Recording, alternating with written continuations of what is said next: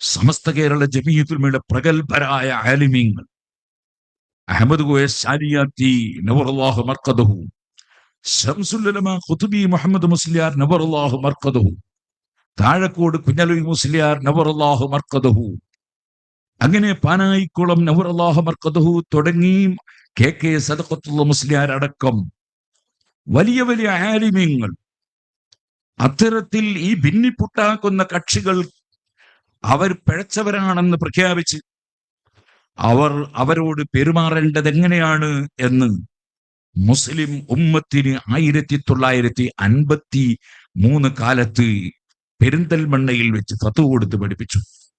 അതിൽ ഒന്നാമത്തെ വിഷയം അവരുമായി കൂടിപ്പെരുമാറാതിരിക്കുക എന്നതായിരുന്നു. എന്തുകൊണ്ടാണ് അവരങ്ങനെ പറയാൻ കാരണം? അവരുമായി കൂടിപ്പെരുമാറുമ്പോഴേക്ക് എന്താ സംഭവിക്കുക? അതാരോടും വിശദീകരിക്കേണ്ടതില്ല. ഒരല്പ വർഷങ്ങൾക്ക് മുമ്പ് കൊറോണ ബാധിച്ചവർ നമ്മുടെ സ്വന്തം കുടുംബത്തിലുള്ളവരായാൽ പോലും നിങ്ങൾ കൂടിപ്പെരുമാറരുത്, ഡിസ്റ്റൻസ് കീപ്പ് ചെയ്യണം എന്ന് ഇവിടെ ഡോക്ടർമാര് പറഞ്ഞപ്പോൾ ആർക്കെങ്കിലും എതിരഭിപ്രായമുണ്ടായിരുന്നു? കാരണം അത് പകരും എന്നതുകൊണ്ടാണ്. നബി സല്ലല്ലാഹു അലൈഹി വസല്ലം പുത്തൻവാദത്തെ സംബന്ധിച്ച് പറഞ്ഞത് എന്താണ്? കലബി, അത് പേപ്പട്ടി വിഷം പോലെയാണ് എന്നവർ. പേപ്പട്ടി വിഷം പോലെയാണ്, വളരെ അകന്നു നിൽക്കണം എന്നല്ലേ ആ പറഞ്ഞതിന്റെ അർത്ഥം?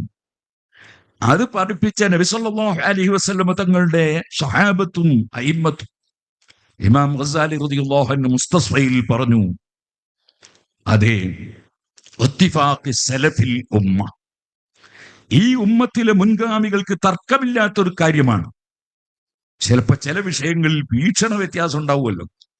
ഉദാഹരണത്തിന് സുബിഹിലാണോ ഖുനൂത്ത് ഓതേണ്ടത്, ഫിത്റിലാണോ? ഇങ്ങനെ ചില വീക്ഷണ വ്യത്യാസങ്ങൾ സലഫിലുള്ള ഇമാമിങ്ങൾക്കിടയിൽ ഉണ്ടാകും. എന്നാൽ ഒരു ഇമാമിനും തർക്കമില്ലാത്ത, 3 നൂറ്റാണ്ടിൽ ജീവിച്ച ഒരു പണ്ഡിതനും ഒരു സഹാബിക്കും തർക്കമില്ലാത്ത കാര്യം, അലാ ദമ്മിൽ മുബ്തദിഅതി, പുത്തൻവാദിയെ ആക്ഷേപിക്കണം, വമുഹാജറതിഹിം, അവരുമായി മാറി നിൽക്കണം, വഖത്ഇ സുഹ്ബതി മഅഹും, അവരുമായി ബന്ധം വിച്ഛേദിക്കണം. അതിൽ സലഫുസ് സാലിഹീങ്ങളായ ഇമാമിങ്ങൾക്കും സഹാബികൾക്കും ഒരു തർക്കവും ഇല്ലെന്ന് ഇമാം ഗസാലി റളിയല്ലാഹു അൻഹു അവിടുത്തെ കിതാബുൽ മുസ്തസ്ഫയിൽ രേഖപ്പെടുത്തിയത് കാണാം.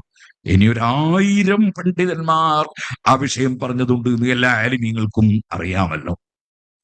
എന്തിനാണ് അവരങ്ങനെ പറഞ്ഞത്? അതിന് താജുൽ ഉലമ പറഞ്ഞു, മക്കളെ, ആരോഗ്യം പകരൂല, രോഗം പകരും. ആരോഗ്യം ഒരാൾക്ക് പകരൂല, അത് അവരവർക്ക് തന്നെ ഉണ്ടാകേണ്ട ഒരു സംഗതിയാണ്. രോഗം അങ്ങനെയല്ല, രോഗം പകരും.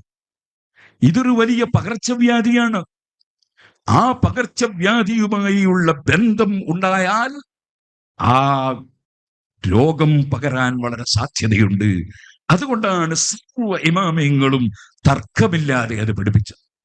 അതുകൊണ്ടാണ് സമസ്ത കേരള ജമിയത്തുൽ ഉലമയുടെ ആവിർഭാവ കാലത്തെ ഏറ്റവും പ്രഗത്ഭരായ ആലിമീങ്ങൾ ഒന്നിലധികം ദിവസം ഇരുന്ന് പുസ്തകങ്ങൾ പരിശോധിച്ച് പുത്തൻവാദികളുടെ ആശയം ബിദ്അത്താണ് എന്ന് പറഞ്ഞതിന് ശേഷം അവരുമായി കൂടിപ്പെരുമാറരുത് എന്ന് ഫത്വ കൊടുക്കുകയും അത് കേരളത്തിലെ മുഴുവൻ പണ്ഡിതന്മാരെയും പഠിപ്പിക്കുകയും ചെയ്തത്.